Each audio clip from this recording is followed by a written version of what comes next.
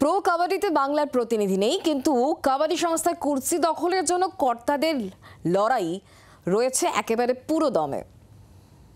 ময়দানে নজিরবিহীন ঘটনা, কাবাডি তাঁবু কার দখলে থাকবে সেই ইস্যুতে চাপানুতর।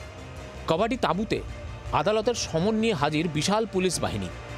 জাতীয় কাবাডি সংস্থার অনুমোদিত amateur federation kabaddi association West Bengal state unit তার কর্তাদের বিরুদ্ধে আদালতের নির্দেশ সহ অপসারণ করতে তাঁবুতে হাজির কাবাডির অপর সংস্থা ওয়েস্ট বেঙ্গল কাবাডি অ্যাসোসিয়েশনের কর্তা ও তাদের সমর্থকরা। পুলিশের সঙ্গে আসে সেনাও, কিন্তু শেষ পর্যন্ত সামানে কিছু ভুল ত্রুটি থাকায় স্বপন বন্দ্যোপাধ্যায় সেই সামান গ্রহণ করেননি। তারাও দেখছেন কি তামাশা চলছে এখানে। জাজ সাহেবের যিনি প্রতিনিধি এখানে এসেছিলেন কোর্টের পেপার নিয়ে, এবং সঙ্গে প্রশাসনিক ব্যক্তিত্বরাও ছিলেন, ময়দান থানার পুলিশ প্রশাসন ছিলেন। ফলে হলো না ফোর্সফুলি, আপনারা জানেন ভেতরে এখানকার যারা এক্সিস্টিং যারা কর্মকর্তা অবৈধভাবে আছে তারাই বসে আছে।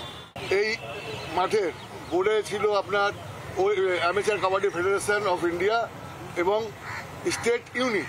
বিগত কদিন আগে, মানে মাস দুয়েক আগে হঠাৎ একটা নতুন বোর্ড লেগে গেল।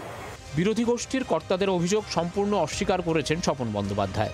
আমরা তো মাঠ বন্ধ করিনি, মাঠ ওপেন খোলা রেখেছি।